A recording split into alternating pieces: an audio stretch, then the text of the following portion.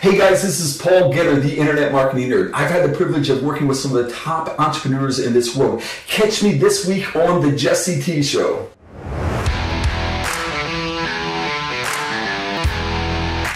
Paul.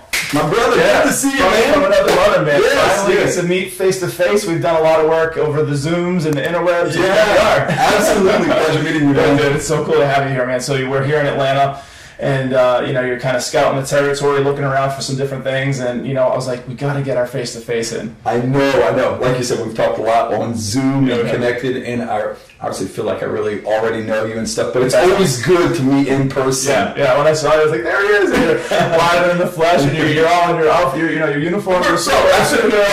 This is what I sleep in.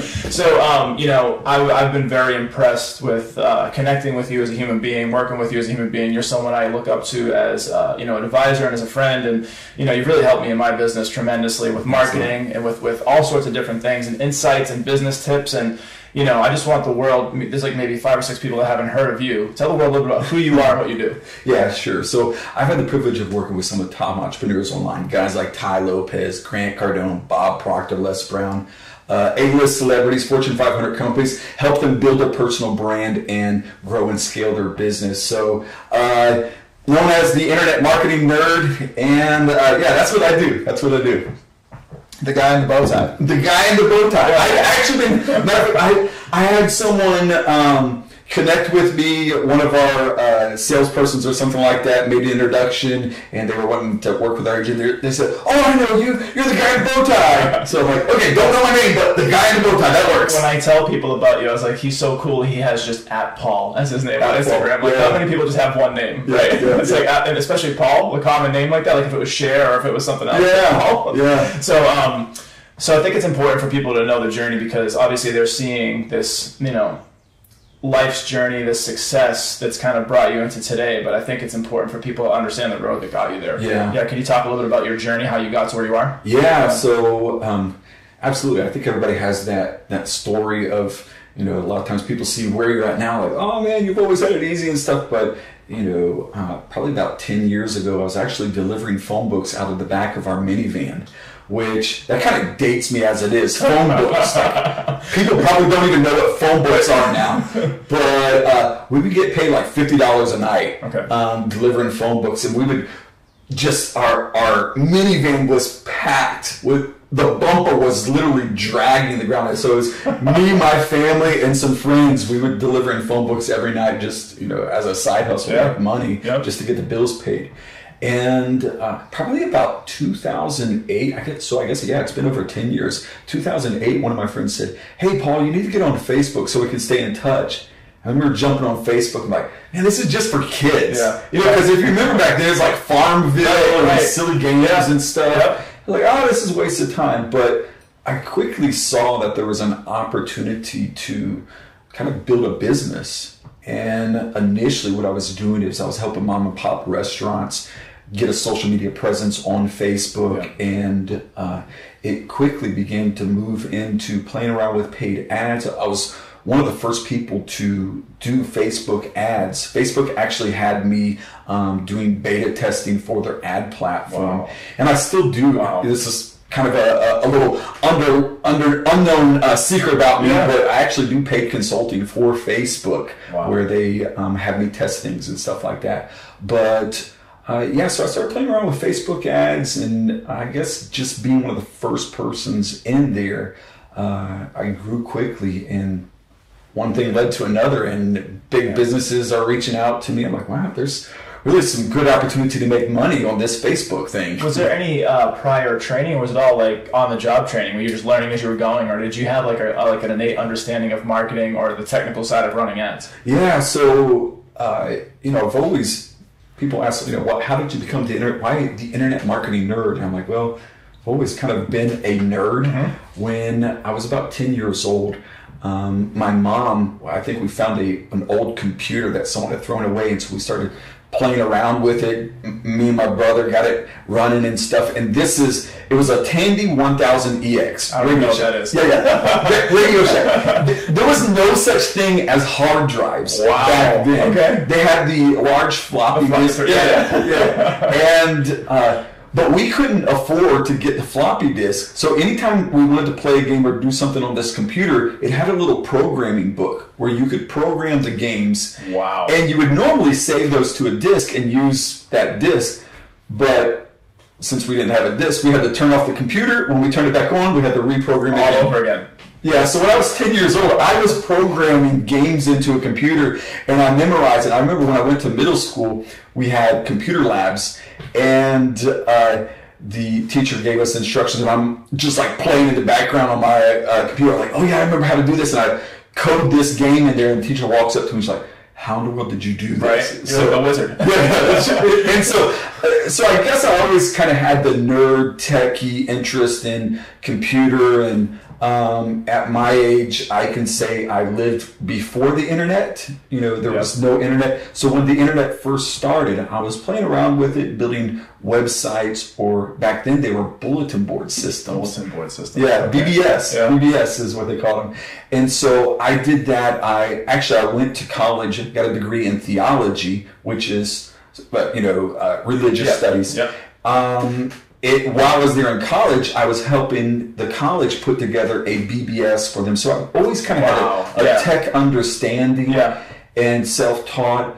And then I just kind of, again, learned the tech side of Facebook and just evolved from there. What were some of your earliest learnings or aha moments? And I'm sure so many things have changed tens of times over, from algorithms to ad layout kind of stuff. Like, what were some of the interesting things you found, like, in terms of success? Pretty quick on, yeah. Well, so I think the first thing was kind of like an aha moment for me is I started setting up pages for Facebook for businesses, and one of the first pages I set up was for our church.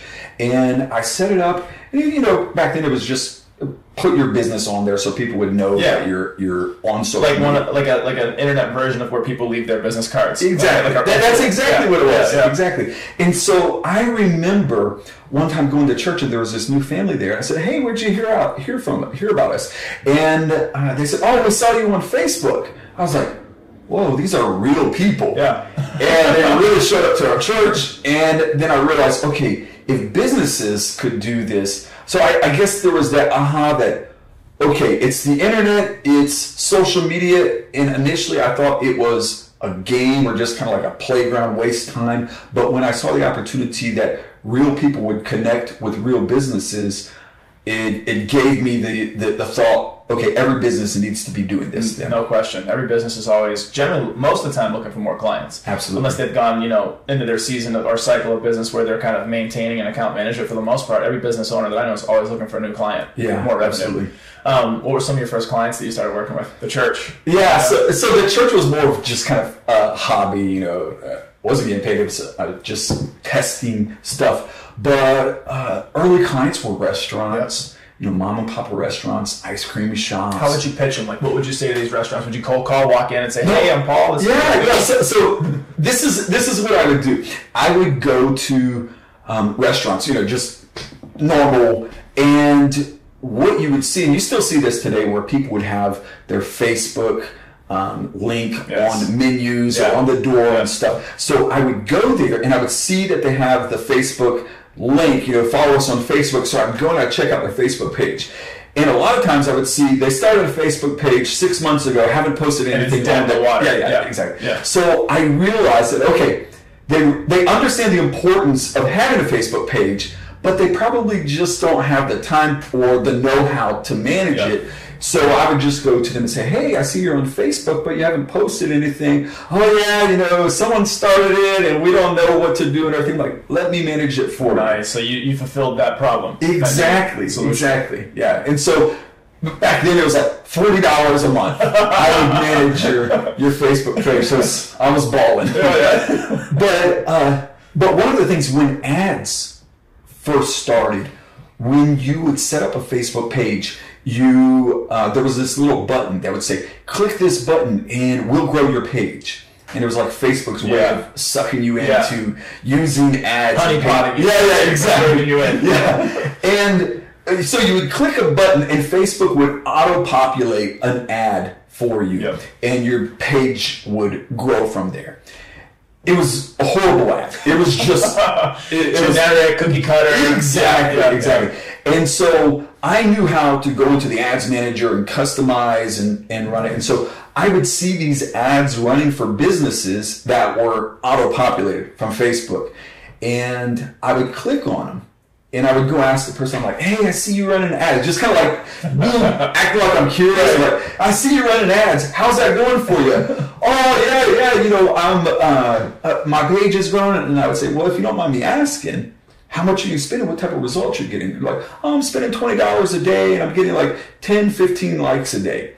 Well, I knew if it was done right, for $1, I could get, 300, 400 likes. That's incredible. Yeah, so I would say, how about you pay me $20 a day? Yeah. Of course, this is I'm getting big time because I was getting $40 a month. Oh yeah. Now you get $600 a month. Yeah. Just for one person. Yeah. And so a lot of times they'd be skeptical and they would say, of course, oh, you can't do that. I'm like, well, just let me do a couple days for free. Did you have the bow tie back then? No. I probably did, but it was no brand or anything like that. No bling bling? Yeah. So I would run a couple days for free. It only cost me $2.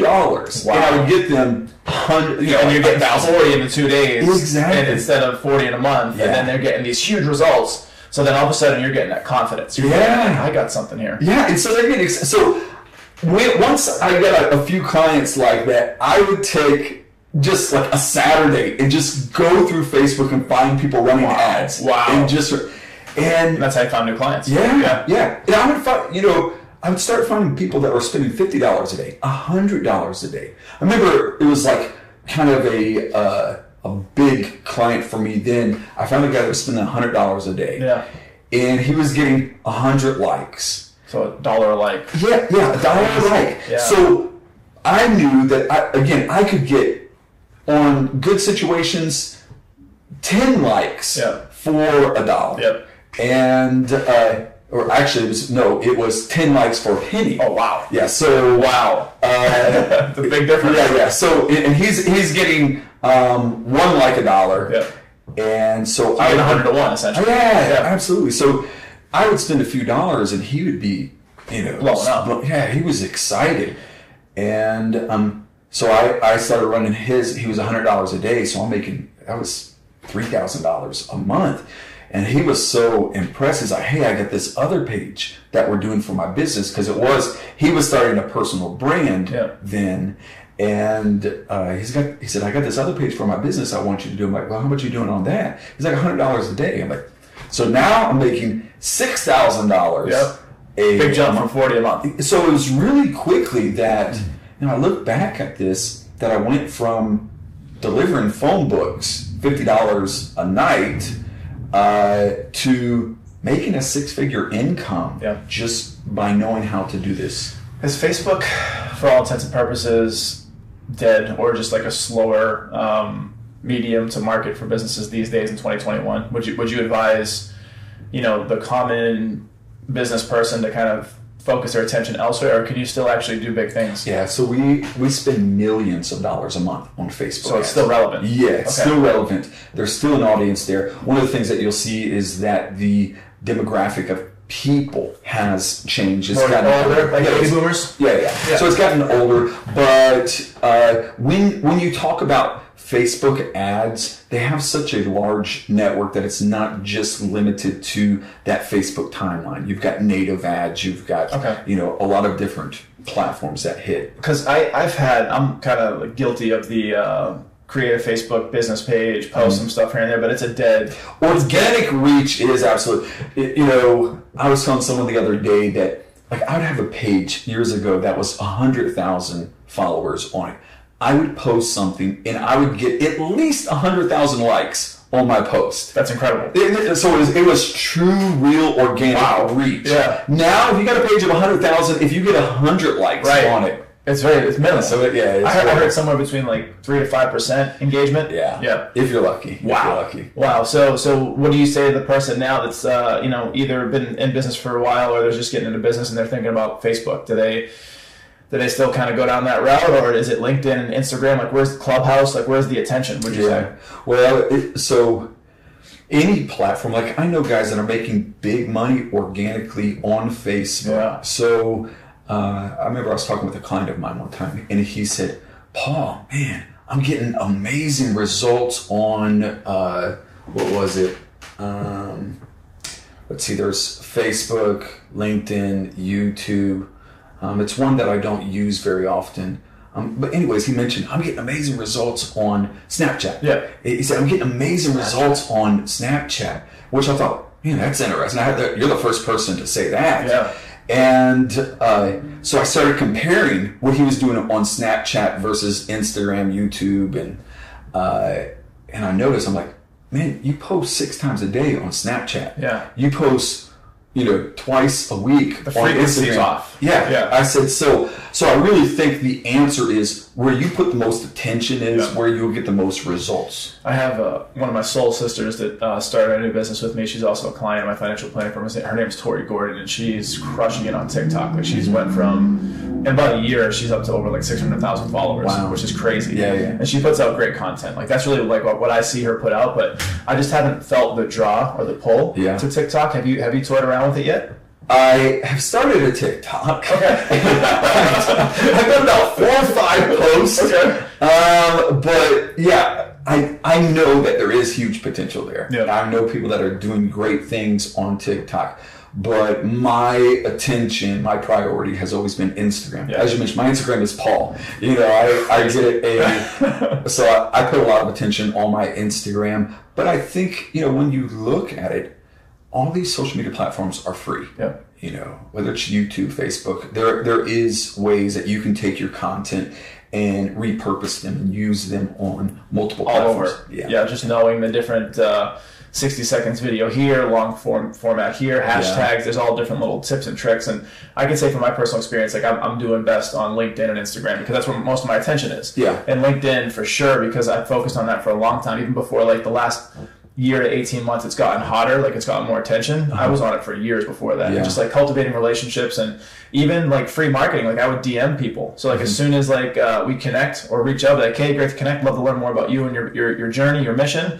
Let's collaborate, let's have a chat. And just from those like warm DMs that were personal, like because I would use your name, like, hey Paul, let's connect. Thanks for connecting. I've found business, I've found opportunities for podcasting, I've found so many things. Absolutely. So for people that are not really adept at social media in this beautiful tool, like how would you suggest they get into it and just kind of like pick an avenue that works for them and then just stay on it so they don't lose traction that they built?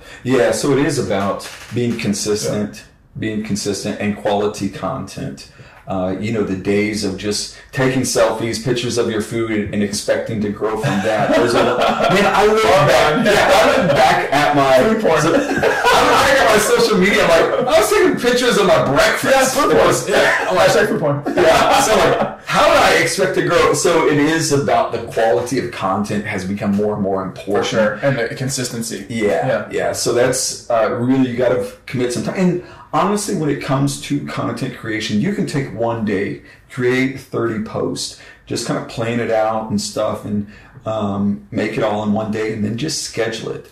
But there is kind of more and more of these social medias are looking for socializing. Engagement. Yeah, exactly. And that's, I've had people say, Paul, I don't get very many likes or comments. And then I ask them like, well, how much likes and comments do you give other people's content? That's beautiful. And it's like crickets. And they're like, okay, never mind. You know what I mean? It's completely imbalanced. I've seen that because you've taught me a lot of these things. And I noticed that like when I would go in and if someone had a notification pop on and I go in there and make like a well thought out comment, like it would gain traction. Yeah. And then, also the same thing, like liking people's stories or liking people's posts and just being engaged. And then like that just by default, reciprocity, or people are just aware of you. You have to put time into it. There's, again, I think the algorithms algorithms in the social media platforms. They've got smarter because you used to be able to do bots that could, engage. Do it for you. Do it for you. Yeah. And now it doesn't work that way. So you have to be sincerely engaged. Speaking of do it for you, you definitely led the charge on this one with like having people help me, because I have 3 businesses. I have 4062 Wealth Partners, I have the Jesse T Show, and I have the Vortexes of Light, which is like incredibly picking up so much power and steam. So like I don't have enough time and attention to do some of those things. And so you introduced to me a few different things, like having other people like virtual assistants, having like a content creation team. And my whole dynamic of social media is completely like leveled up 100x. So like bringing on a virtual assistant, and we have a strategy that you helped me create. It works on, getting people to show up for the podcast and show up powerfully for the podcast. And he's just all day long hammering away. And he's in a different time zone, so like he's hitting it while I'm sleeping. You know what I mean? So that's beautiful. So like I'm having work done and revenue generated while I'm sleeping. I love it. It's beautiful. Yeah. And then this content creation team has really scaled up, because I lead a great life, but like I didn't know how to really make it look pretty. I would just take a picture of like me hanging out with someone, like this is really cool, and just throw it on and like just like let it like kind of spaghetti against the wall, like hope something sticks. But once you introduced me to some different folks that were really good at creating like thumbnails and pictures, and like I would give them the content, whether it's like wealth planning or motivational or whatever it is, and then they create this beautiful theme around it, and then like have like monthly strategies, kind of like in vein of what you do. Where'd you come up with the whole monthly theme? So I tell you what, the having virtual assistants. Well, first of all, I remember when I hired my first employee that.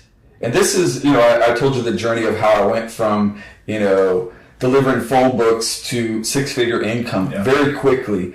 With that, the workload speeds up too. I'm working 16, 18 hours a day. I'm trying to keep up. It was no joke. I had a little computer in my kitchen that I was doing the work on then, and it would be 2-3 o'clock. I'm working with people overseas, just wherever I could get clients.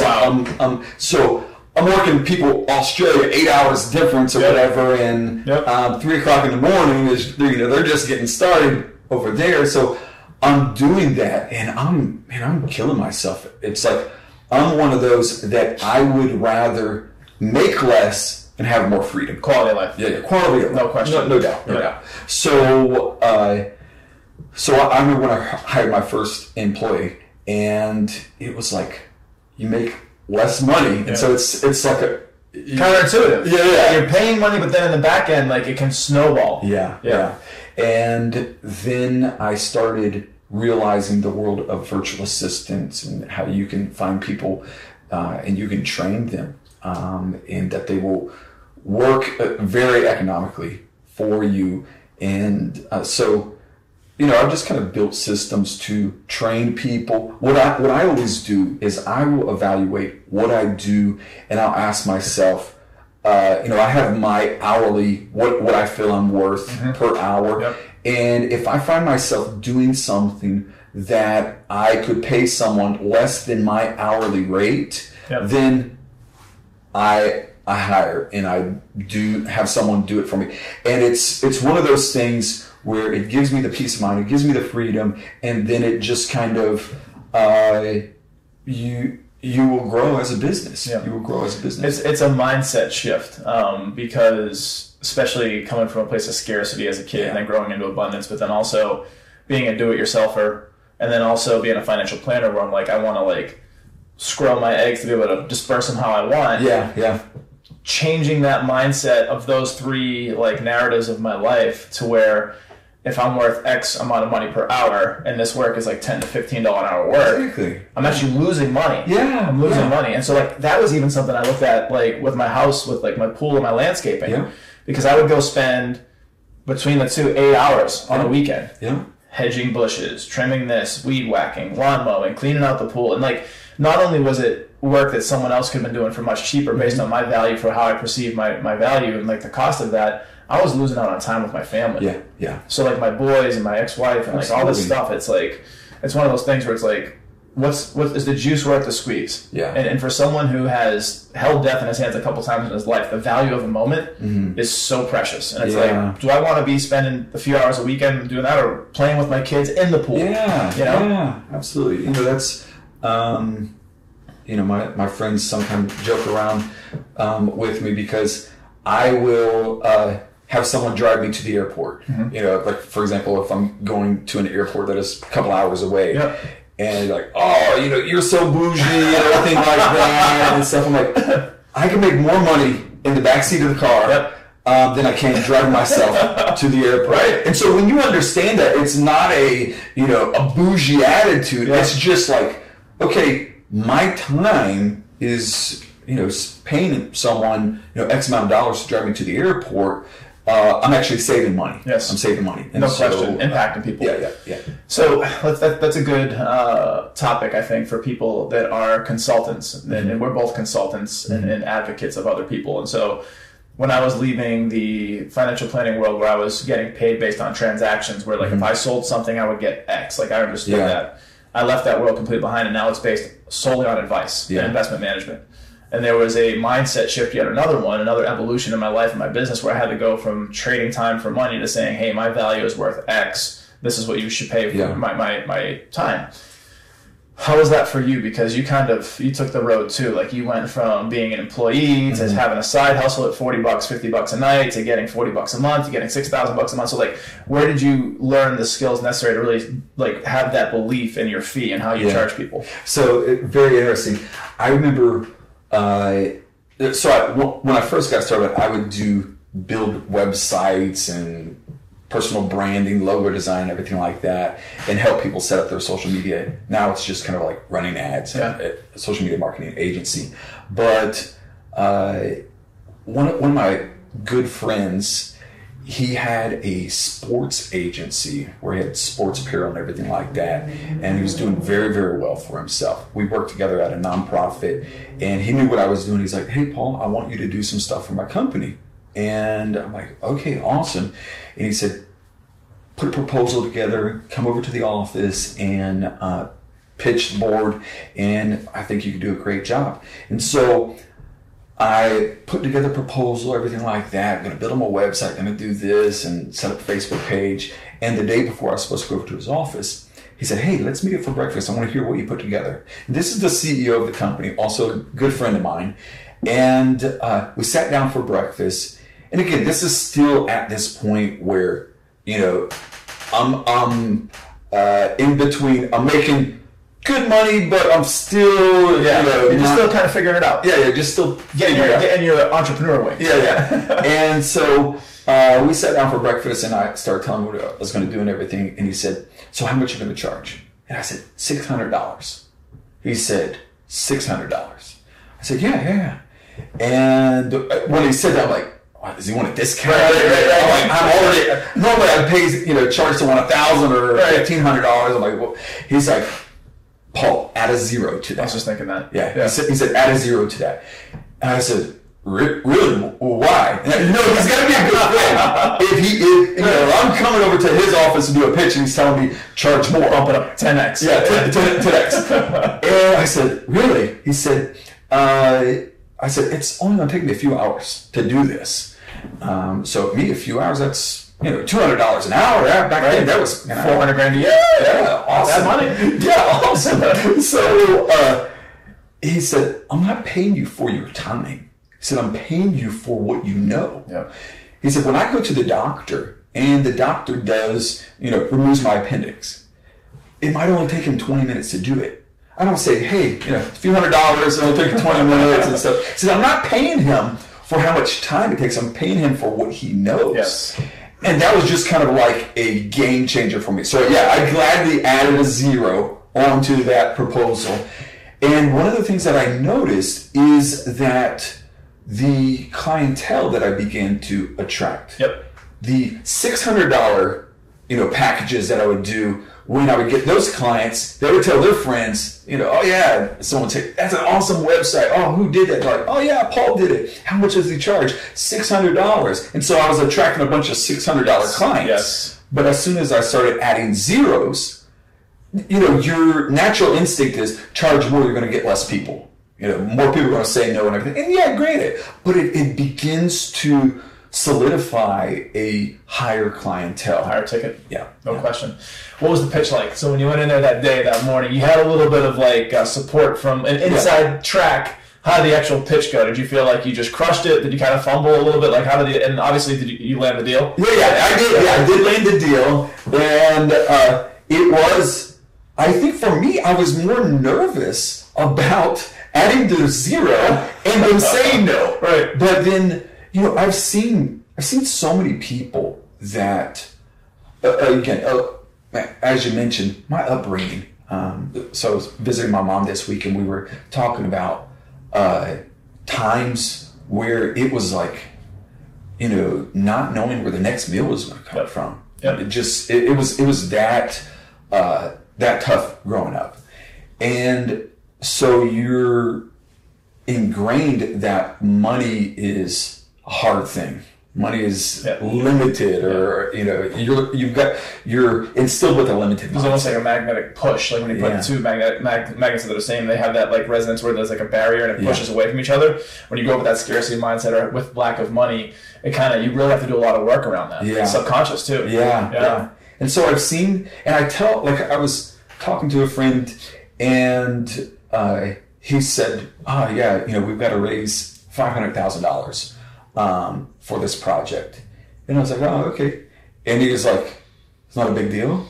I'm like, oh, I mean, you can get a few people to, and he was just like, why are you talking like that? Like, oh, you get a few people to, it's like, I know people that will go to Vegas and spend $1 million in a couple nights there. No sweat. Like no big deal. And so it's just kind of like, so I have this kind of, I'm a spiritual person. I believe in God, and God is a big part of my life. And I've really depend and have faith on Him for my life.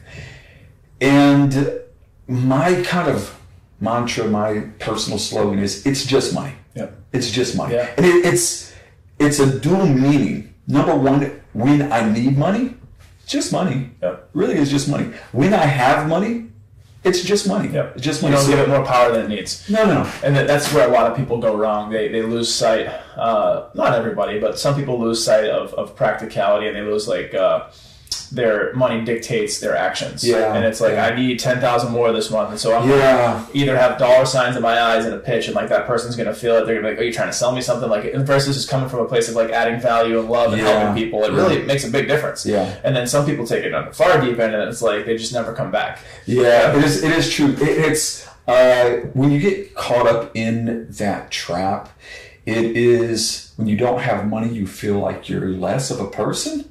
You know what I mean? It's really, you the size of your bank account dictates your self-worth. A lot of people, they go down that route. Yeah. And if you're not careful, you will see people as money too. Yeah, it's sociopathic, right? Like people's function. Like, what is your function? How much money can you make me? Kind of thing. Versus a human being. I've seen that a lot too. And it's you have a Captain America like moral code. Yeah. Speaking of Captain America, dive into it a little bit.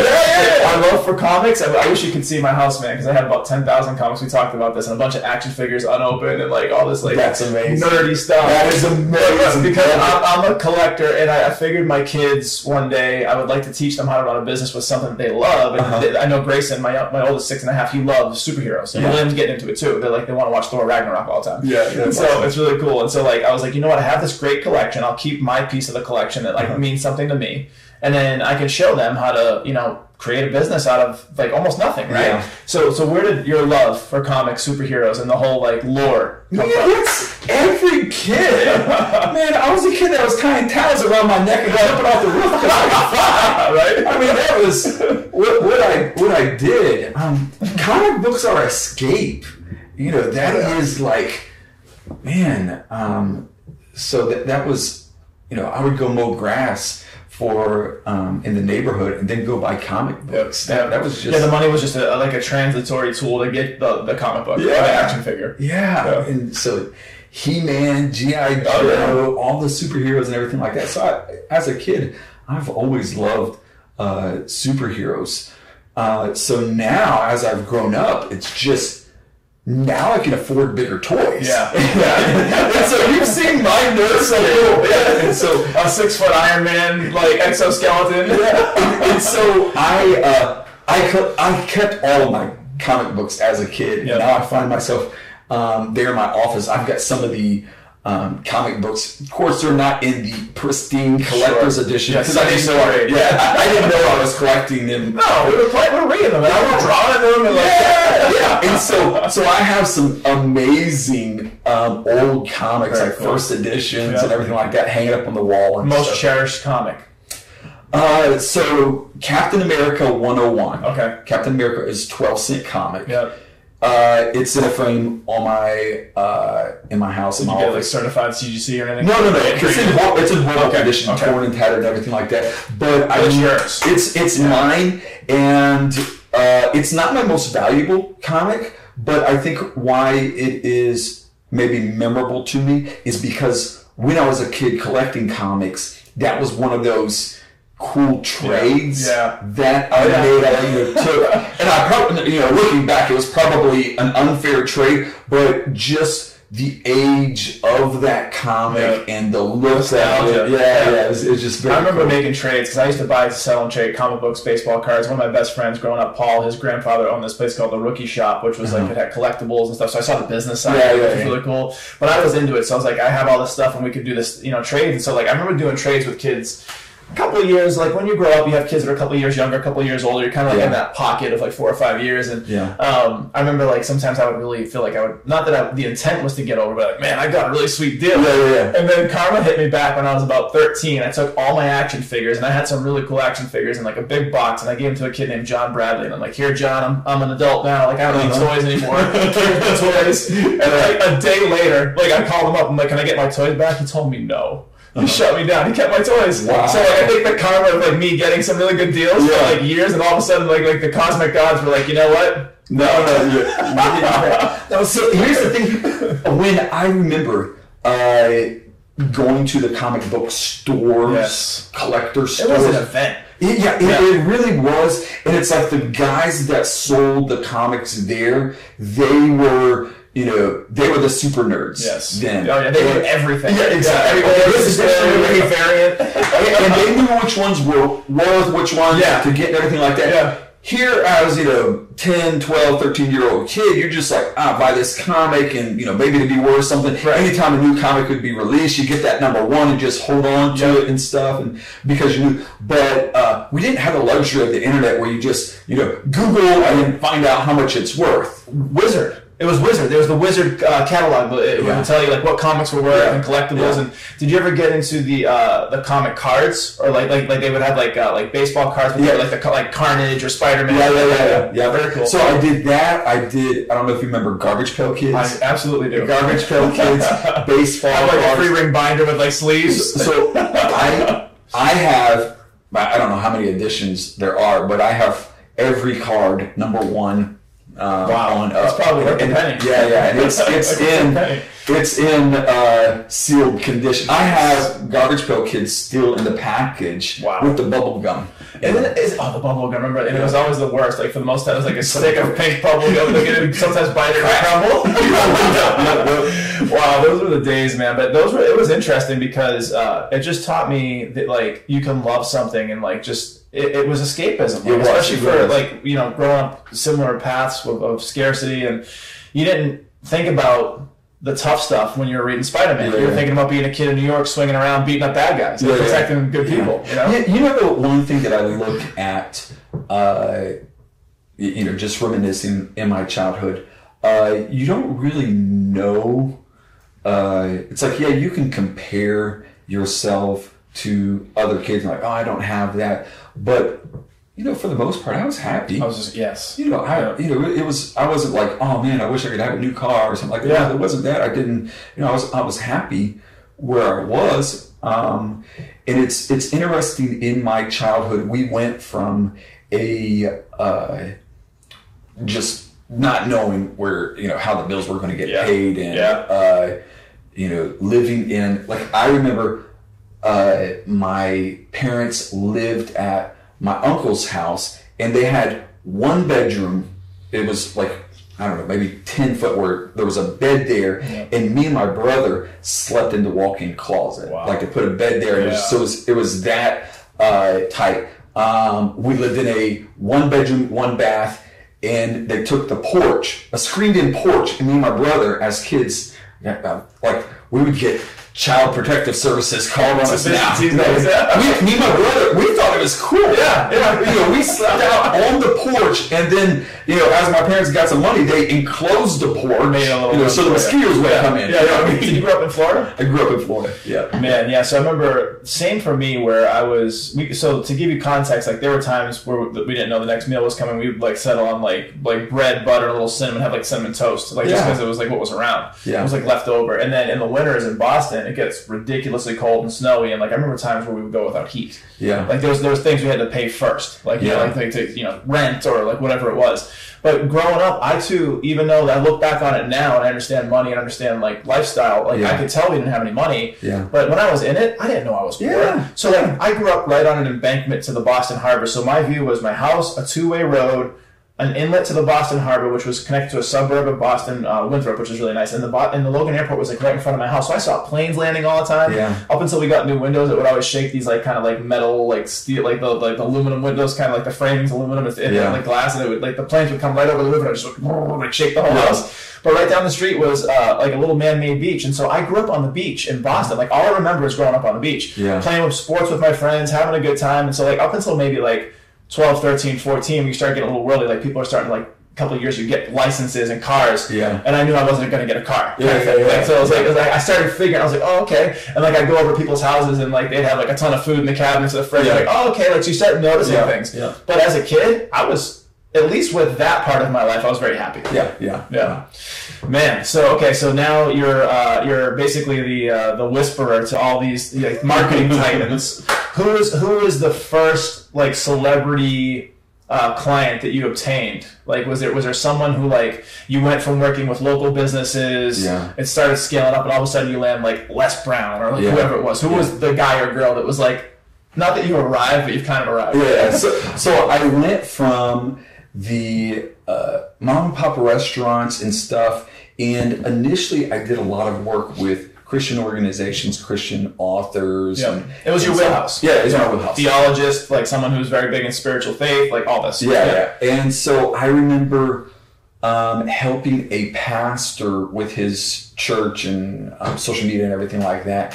And I remember one day going to his website, and he was in Los Angeles, going to his website, and I was like, he's got a lot of celebrities that attend his church. And so I started, seeing that, building connections and stuff. And from him, he introduced me to producers and stuff. You started getting plugged into like the channels that would lead you to these people. Yeah. And so I did marketing for several Christian movies and stuff.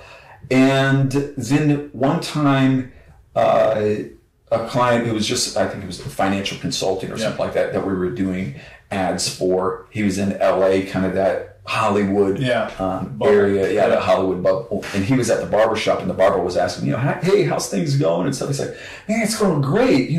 Our business has just been doing really well. We got this kid over in Florida that has been doing something for us. No one know really what he's doing. No one knew. Yeah. Because again, ads and everything like that. Foreign to people. Yeah, it was. Language. And so they were like, oh, right, great. Well, the next guy to sit in the barber chair was Ty Lopez. Oh, wow. Okay. And this is back in the day where, Ty Lopez, he's always been a pretty entrepreneur type guy and everything like that. He got a similar upbringing, living on the couch and stuff like that. Really, yeah. And he was always a seeker of mentors. Yeah. That's like one of his narratives. Yeah. And so he started asking the barber questions and everything like that. And a few days later, some guy calls me up and starts asking me all kinds of questions and stuff. And I said, well, let me see what you're doing. And again, how I was researching ads, I saw, they got one of those auto-populated ads, like cha-ching, and so selling point. Yeah, and so I knew just by seeing those ads, I said, I can get your costs down by at least 90%. I knew it was more like 99.9%. Right. Yeah, you get down to like 80, 90% and stuff. And like, yeah, you're paying $1 a click. I can get it down to, 5 cents a click, 10 cents a click, when I knew it was probably like, half a cent. Less than that. Yeah. So margin, man. Yeah. And so, of course, they were very skeptical and everything like that. Right. And it was going to be true. Yeah. And that was actually Ty Lopez's brother that I was talking to. And a few minutes later, he called back up and he said, "Hey, can we fly you out to Beverly Hills tomorrow?" I'm like, "Fly me out to Beverly Hills tomorrow?" Yeah. Or, yeah, I guess so. And so they flew me out to Beverly Hills. What year-ish was this? 2009. Okay. Yeah. So a pretty good time ago. Like still, where internet marketing was still taking a strong. Yeah. And so I remember sitting there in his office and talking about showing him what I would do and everything like that. And he said, "So when can you start?" I'm like, "I can go back to the hotel. I can set up ads now." And so Were you called to do that, or was that like a technical, like a tactic, like I'm going to show how good I am and like get right to work kind of thing? Yeah. I think I wanted to, because I knew they were very skeptical. Yeah. And I knew, there was 100% confidence just looking at what they were doing, and I could click a couple buttons to change. Impact. Yeah. And so I remember I went back to the hotel and set up the ads, and a couple hours later, once they started running, I took a screenshot and sent them to, the cost per click for it. And they're like, "Okay, yeah, you're hired." Wow. And so started working with them. And auditioned for the job. Yeah. You crushed it. Absolutely. So started out with Ty Lopez, got you into that whole world, which is just some connective tissue there. One of my previous mentors, great human being, Patrick Tucker, he and Ty are really close. He used to do a lot of work with Ty. Got to meet Ty a couple times in Omaha at the Berkshire Hathaway meeting. So that was cool. But it's interesting to see, because he's changed his dynamic and his approach. Like for a long time, he was the guy flashing the cars and the house and the girls, because that's what would draw people in. But then behind that, you see all the books on the shelf, and like he's like really this well-read guy, this really good entrepreneur. And love him or hate him, he's successful. Right. And then he's able to help other people. And it's weird because like you're like the muse behind the scenes for all these huge names. Like you'll tell the names better than I can, but like people, if they hear these names, like holy shit, like, and you've helped to like put gasoline on their fire, so to speak. So Ty Lopez first, and then did Dr. Alex Mayer, his partner, come in on that, or was that like later? So I actually met Alex the same day that Ty met him. When I sat there in that office, Alex was meeting Ty for the very first time. Wow. So I made great connection with Alex, worked with him quite extensively too on several projects. And brilliant guy, like like legitimate NASA rocket scientist. Yeah, absolutely. Yeah, NASA crazy. And so met him at the same time, and so we all kind of built relationships together. So when I first started going, again, now people might recognize me and stuff, from what I do, but I was just this guy at home, behind a curtain, doing ads and stuff, and working with some cool people. And I didn't want anybody knowing what I was doing.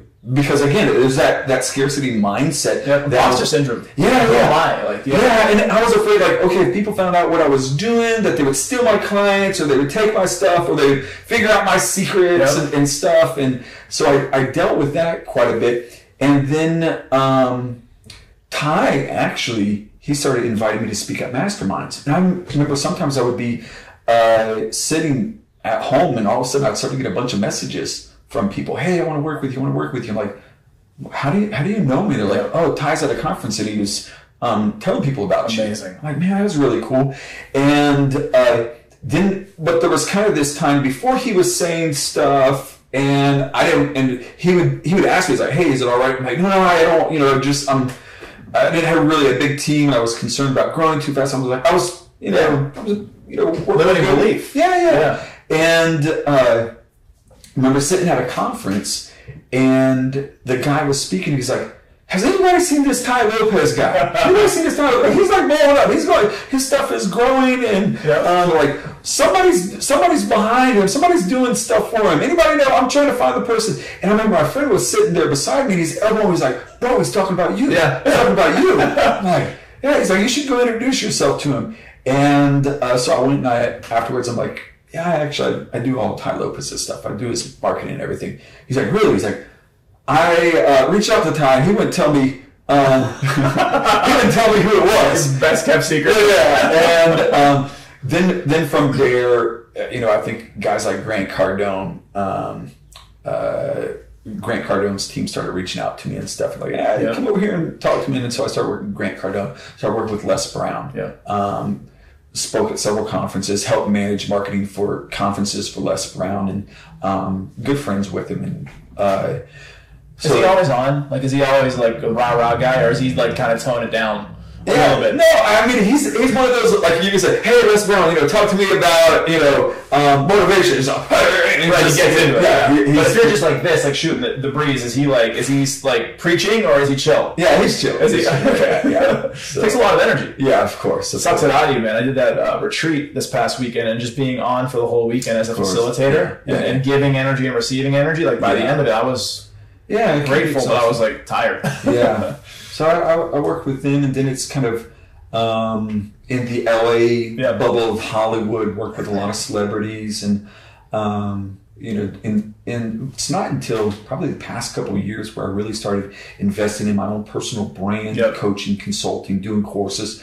Outside of that, it's just been, we're an agency that we do work for clients. And you do so much impactful work. I mean, you've helped me in my businesses to make money, to get better quality of life, to show up powerfully for my people that I work around and with. And I think it's important to put strong people in your corner to help you level up. And so in that vein, did you have a mentor? Do you have a mentor or people that you learn from? Yeah, so I would say, the clients that I worked with, they were mentors. I looked at them as like Ty. It's funny, if people know me and my background, as you mentioned, the flashy, the lifestyle, the girls and everything like that. That's not my style. Yeah. But I always found myself like, he's a brilliant guy. Like you said, love him or hate him. I joke around with people, and they'll say, hey, I heard you work with Tom. I'm like, yeah, you can either thank me or blame me. Right. You know what I mean? So like the monster that was created.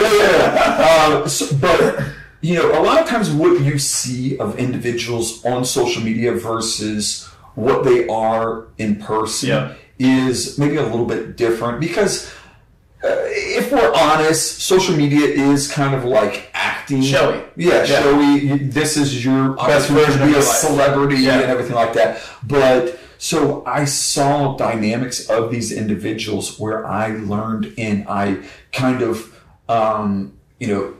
was a mentee from them. And so guys like Ty Lopez, Les Brown, and Grant Cardone, I just learned so much. Just information. Yeah. Like I know that in doing this podcast for almost 3 years, the people that have come on, I've learned so much. Even thinking about like one of my biggest rewards outside of everything that's come from like business and relationships, it's just been my journey. Yeah. And hearing these conversations firsthand and like how that's added color and value to my life has been immeasurable. Yeah. That's doing podcasts. Even, for me, coaching and consulting, I find myself, I'm like, I learn a lot from my students.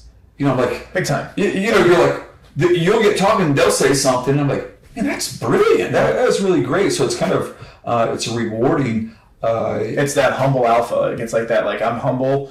I've done a lot of amazing things, but I can always learn. Yeah. It's, we've had an opportunity. I coached Bob Proctor. Yep. Which, legend. Right. But I can say, I coached Bob Proctor. I coached Les Brown. So I've coached Titans. I've coached these guys. I never really looked at myself like, okay, I'm coaching, I'm consulting them. But I remember Bob Proctor saying, you're the first person that has ever helped me put together a webinar. He's like, just tell me exactly what to do, how to do it. I won't ask questions. You're the expert. And we've helped these guys make millions, tens of millions, hundreds of millions of dollars. And so it is kind of, the transition that I went from being, I got the money, then, okay, what does another X amount of dollars, how does that really change my life? How does it really change my life? Obviously,